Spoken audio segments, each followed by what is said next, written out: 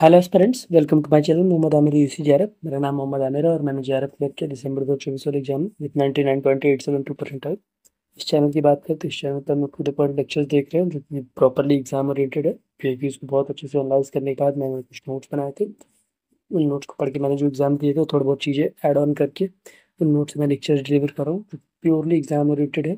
ठीक है, और अच्छे से ट्रेंड को एनालाइज करने के बाद ये नोट्स क्रिएट किए गए। ठीक है, तो अभी हम देखते हैं अभी बात करें इस वीडियो की बात करें तो लेक्चर 3 है, ये हायर एजुकेशन का। हायर एजुकेशन का लेक्चर 3 है। इससे पहले हम 4 यूनिट कवर कर चुके हैं, research aptitude, teaching aptitude, ICT and communication. और ये हायर एजुकेशन के भी 2 लेक्चर हो चुके हैं, तो अगर जिसने नहीं देखा है वो जाके जरूर देखे।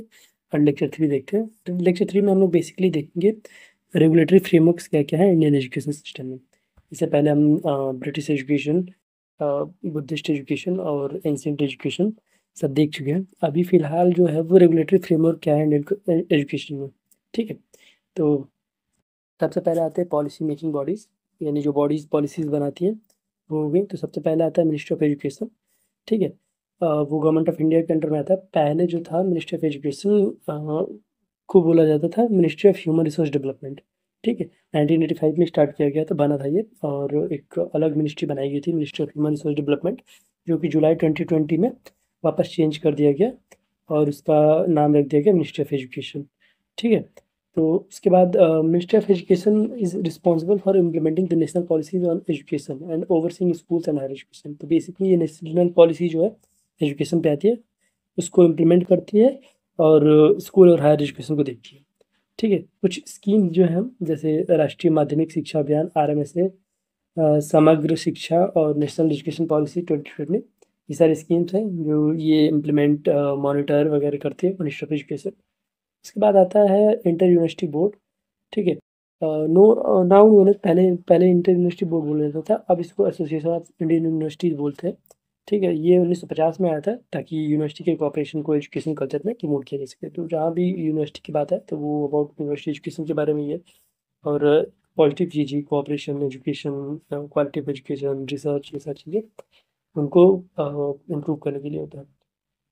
उसके बाद आता है association of Indian universities, AIU, जो कि यही पहले उसको इंटर यूनिवर्सिटी बोर्ड बोला जाता था। ये इवेलुएट और इक्वेट्स करता है कोर्सेज को, स्टैंडर्ड ऑफ एडिशन को फॉरेन यूनिवर्सिटीज टू इवेलुएट और इक्वेट करता है कोर्सेज फॉरेन यूनिवर्सिटी से इंडियन यूनिवर्सिटी में।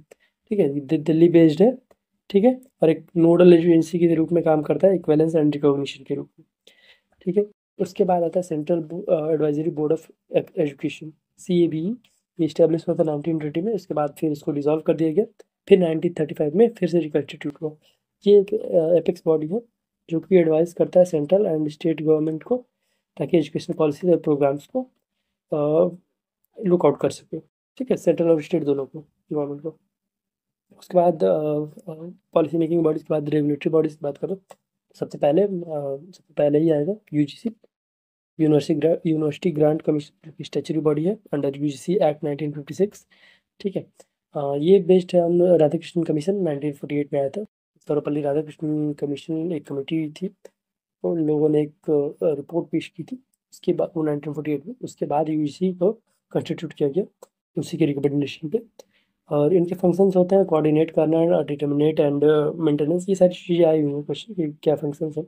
Coordination, determination and maintenance of standard of university education and frames regulate on minimal education standards, grants funds to universities and colleges, advises central and state government on improving education, runs for fellowship and scholarship programs। तो ये सारी चीज़ें करती है हमें। इसके बाद approves establishment of new universities and centres of excellence.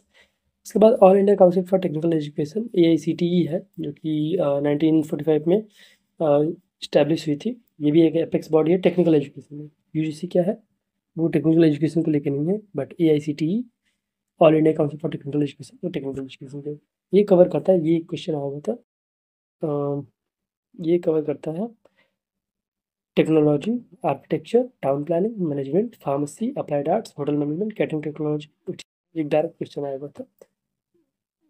और उसके बाद बात करते हैं ऑब्जेक्टिव क्या क्या है, तो promote quality education, technical education, coordinate development and planning, regulate norms and standards. तो यही है यूजीसी जैसा ही है सेम इसका भी ऑब्जेक्टिव, लेकिन बस ये टेक्निकल एजुकेशन के लिए approves new technical institutions and courses including emerging fields like AI and data science। ठीक है, इसके बाद आता है मेडिकल काउंसिल ऑफ इंडिया, नाम से समझ में आता है 1934 में ये इन्वेंट याद रखिए। इंडियन मेडिकल एक्ट 1933 के बाद आया था 1934 में। फिर ये डिजॉल्व हो गया 2020 में and replace by national medical commission. तो अब जो है 2020 के बाद ये नेशनल मेडिकल कमीशन बन चुका है। ठीक है, और यही मेडिकल की फील्ड में है, मेडिकल एजुकेशन और प्रैक्टिस की फील्ड में है। उसके बाद फार्मेसी काउंसिल ऑफ इंडिया, ये 1948 में बना था। Pharmacy under then pharmacy act 1948, ये भी स्टैचुरी बॉडी है, regulate pharmacy education and profession. उसके बाद बार काउंसिल ऑफ इंडिया, तो ये 1961 में आया था आफ्टर एडवोकेट्स एक्ट 1961। उसके बाद ये रेगुलेट करता है legal education and legal profession in India. उसके बाद एनसीईआरटी होता है 1961 में आया था, national council of educational research and training. तो फॉर्म्स भी आ जाते हैं कई बार। Responsible for curriculum development, educational research and teachers training. ठीक, तो इसके अंदर क्या क्या आता है? Curriculum development, educational research and teacher training. इसके बाद department of science and technology, जो कि 1971 में इस्टेब्लिश हुआ था, promotes new science and technology areas. उसके बाद ये प्रमोट करता है, उसके बाद कोऑर्डिनेट करता है साइंटिफिक रिसर्च एंड एक्टिविटीज से गवर्नमेंट इंस्टीट्यूट लाइक, और कई इंस्टीट्यूट्स को गवर्न करता है लाइक बोस इंस्टीट्यूट कोलकाता में, Agharkar institute Pune, Wadia institute of Himalaya Dehradun, ये भी क्वेश्चन आया हुआ था। ठीक है, उसके बाद distance education bureau DEB setup in under IGNOU के अंडर में सेटअप किया गया था। डिस्टेंस एजुकेशन, जाहिर सी बात है इग्नू एक थोड़ा सा ऑब्वियस सी चीज़ आती है समझ में आती है, 1991 में, और ऑपरेशनल हुआ था 1992 में। ठीक है, तो डीईबी जो है डिस्टेंस एजुकेशन ब्यूरो, वो 1991 में आया था। इग्नू कब बना था? इग्नू बना था 1995। ठीक है, डिस्टेंस एजुकेशन को ये रेगुलेट करता है। उसके बाद national council for teachers education, तो statutory body under NCT act 1993 establish हुआ था 1995 में। ये टीचर्स एजुकेशन और प्रोग्राम इंस्टीट्यूट को रेगुलेट करता है, national council for teacher education. तो एक क्वेश्चन ऐसे याद है, इससे जनरली क्वेश्चन ऐसे आ जाएंगे, एनसीटी दे देगा, फिर यही बहुत ईजी क्वेश्चन भी कई बार आ जाते हैं, जैसे कि टीचर ट्रेनिंग के लिए, और एक मैच द कॉलम में एनसीटी रहेगा, एनसीटी नहीं फुल फॉर्म में रहता है national council for teacher education, NCERT रहेगा रिसर्च एजुकेशन करके, तो वो मैच द कॉलम बहुत आसान होता है कई बार। कई बार वही है इनेक्टमेंट्स, अगर वो ईयर पूछ दिया इस्टेब्लिशमेंट का, इनेक्टमेंट का, तो मुश्किल पड़ जाता है कई बार, क्योंकि बहुत सारे डेट्स रहते हैं तो कन्फ्यूज नहीं था, लेकिन हो जाता है कई बार याद करने पे, 4-5 बार 6 बार याद करने पे याद हो जाती है। उसके बाद एक्रीडेटिंग बॉडी की बात करें जो एक्रीडेशन करते हैं, तो सबसे पहले आता है नैक। नैक जो है autonomous body for assessment of accreditation of higher education institution like colleges universities, evaluates. ठीक है, तो नैक नैक जो है वो असेसमेंट और एक्रीडेशन करता है प्राइमरली जो यूजीसी के अंडर में आते हैं कॉलेजेस उन सबको। ठीक, प्राइमरली नहीं, उन सबको। और एक इवेल्युएशन का एक इंस्टीट्यूशन बेस्ड ऑन एक 7 जो है 7 असेसमेंट क्राइटेरिया है, ये भी इंपॉर्टेंट है, ये देख लीजिए आप। पहला है curricular aspect, teacher learning and evolution, research innovation and extension, infrastructure and learning resources, student support and programme, governance leadership and management, institutional values and best practice. तो ये याद करने की जरूरत नहीं, जनरली याद आ जाएंगे, बस 3-4 बार पढ़ने की जरूरत है। तो और इससे भी क्वेश्चन बने हुए हैं। Accreditation is often mandatory for receiving government grants and recognition. हाँ, तो एक्रेडिटेशन जो होता है वो कई बार मैंडेटरी होता है ताकि गवर्नमेंट से ग्रांट और रिकॉग्निशन लेने के लिए। उसके बाद आता है national board of accreditation NBA, established in 1994 under AICTE act और Indian council for technical education. तो ये एसेस करता है क्वालिटी ऑफ टेक्निकल एजुकेशन, जो एआईसीटी के अंडर में है, उन लोगों को, उन कॉलेजेस को, उन यूनिवर्सिटीज़ को, उन इंस्टीट्यूशंस को एक्रेडिट करता है, ये इवेलुएट करेगा। ठीक है, इसके बाद कुछ रिसर्च काउंसिल देख लेते हैं जो अभी रिसर्च काउंसिल हैं। पहला है Indian council of agricultural research, ICAR, autonomous organisation है under department of agriculture research and education, जो कि इस्टेब्लिश हुआ था 1929 में। ठीक है, ये नाम से ही समझ में आता है कि एग्रीकल्चरल रिसर्च और एजुकेशन को फोकस करता हुआ।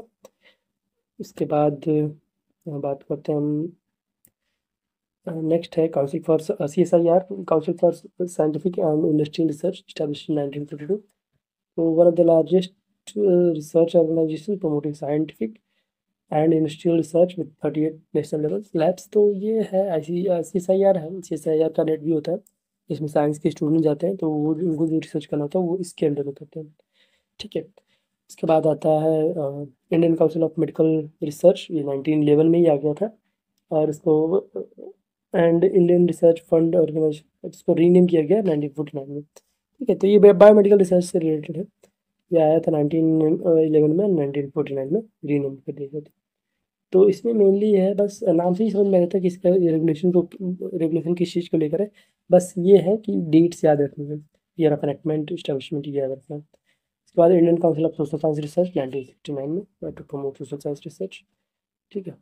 उसके बाद आता है Indian council for historical research to promote historical research in 1972 में आया था ये। उसके बाद फिलोसफिकल रिसर्च, ये भी 1970 में ही आया था, लेकिन ये जो रजिस्टर हुआ था under society registration act, NGO के रजिस्ट्रेशन एक्ट के अंदर 1860 के अंडर में, ये 1977 में आया था, Indian council of philosophical research, ICPR। ठीक है, और कुछ इंस्टीट्यूट देख लें तो Indian institute of advance studies IIAS Shimla में है, 1964 में इस्टेब्लिश किया गया था। ये ह्यूमैनिटीज एंड सोशल साइंस में एडवांस रिसर्च प्रोवाइड फोकस करता है। उसके बाद national institute of educational planning and administration, NIEPA, and education NIEPA भी कहते हैं। ये ओरिजिनेट हुआ था 1966 में एज एशियन रीजनल सेंटर, लेकिन 1970 में इसको इंडियन गवर्नमेंट ने टेक ओवर कर लिया था, और इसको 1979 में रीनेम किया गया था NIEPA, national institute of educational planning and administration, specialisation in educational planning and administration training. तो एजुकेशनल प्लानिंग और एडमिनिस्ट्रेशन ट्रेनिंग के लिए। फिर उसके बाद आता है NIOS ओपन स्कूलिंग, ये नाम से समझ में आता है कि ओपन स्कूलिंग से लेकर 1989 में इसको इस्टेब्लिश किया गया था। ठीक। इसके बाद आता है national council of vocational training and education, NCVET, national college council for educational and training. इसमें है 2018 में आया था under for vocational training and national skill development agency. ये भाई ये वोकेशनल एजुकेशन जो स्किल एजुकेशन के ऊपर ज़्यादा फोकस करता है। ठीक है, तो आई थिंक यहाँ तक सारे regulatory bodies, mostly regulatory bodies मैंने मेंशन कर दी।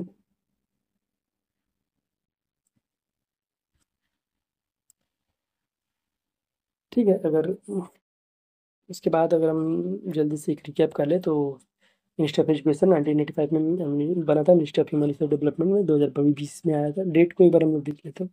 ठीक है, तो जुलाई 2020 में इसको मिनिस्ट्री ऑफ एजुकेशन बोलेंगे। तो उसके बाद इंटर यूनिवर्सिटी बोर्ड जो कि 1950 में आया था, अब उसका नाम एसोसिएशन ऑफ इंडियन यूनिवर्सिटीज़ है। उसके बाद CABA सेंट्रल एडवाइजरी बोर्ड 1920 में आया था, फिर रिकॉन्स्टिट्यूट किया गया उसको 1935 में। उसके बाद रेगुलेटरी बॉडीज़ में UGC जो है वो राधा कृष्णन कमीशन 1948 के स्टैचुरी बॉडी है, अंडर एक्ट UGC एक्ट आया था 1956 में, इसके अंडर में है। ये फंक्शन से ही है, यूनिवर्सिटी से रिलेटेड है।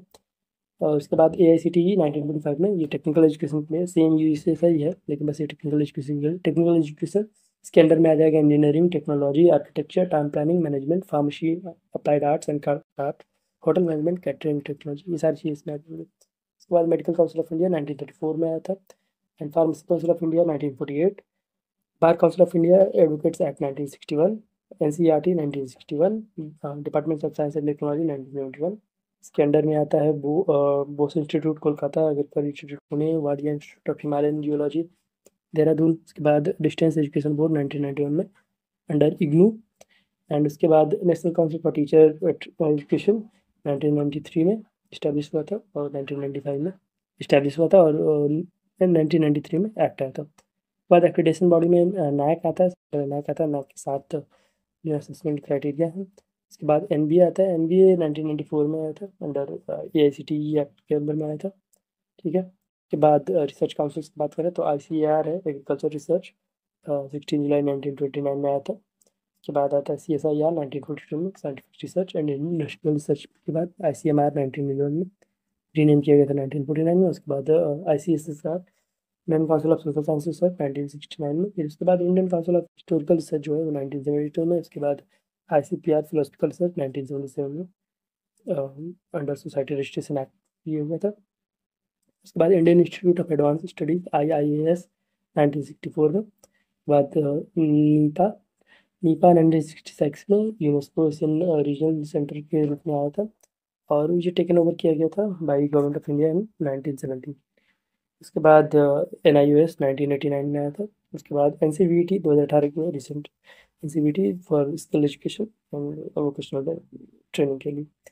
ठीक है, तो ये लेक्चर भी यहाँ पे ख़त्म हुआ, लेक्चर 3 भी ख़त्म किया हमने। आई थिंक 3-4 लेक्चर्स और होंगे हायर एजुकेशन, उसके बाद फिर ये भी ख़त्म हो जाएगा। ठीक है, तो अब बात करते हैं कि अगर किसी को पर्सनलाइज्ड गाइडेंस चाहिए, मेंटरशिप चाहिए या फिर ट्रेनिंग चाहिए, क्योंकि यूजीसी नेट का एग्ज़ाम जो होता है वो मोर और ओवर एक कंसिस्टेंसी मांगता है, अच्छी स्ट्रेटजी मांगता है, और फिर अच्छी गाइडेंस मांगता है। तो और आई थिंक आई बिलीव कि मैं अच्छी गाइडेंस दे सकता हूँ, क्योंकि मैंने अपनी स्टडी अपनी एक स्ट्रेटजी बना के मैंने एग्ज़ाम क्लियर किया विद 99.872 परसेंटाइल। ठीक है, तो अगर किसी को चाहिए पर्सनलाइज्ड गाइडेंस या ट्रेनिंग, या फिर टीचिंग चाहिए, पर्सनलाइज्ड टीचिंग चाहिए, प्रॉपर नोट्स प्रोवाइड कराने के बाद, PYQs को प्रोवाइड कराने के बाद, फिर मेंटरशिप गाइडेंस, ये चीज़ चाहिए, तो वो मुझे पर्सनल कॉन्टैक्ट कर सकता है। ठीक है, ये मेरा व्हाट्सएप नंबर है 8546007579, या फिर टेलीग्राम पे भी मुझे मैसेज कर सकता है, मैंने हैंडल डाल दिया। ठीक है, तो वीडियो को लाइक करिए, चैनल को सब्सक्राइब करिए, बहुत बहुत शुक्रिया।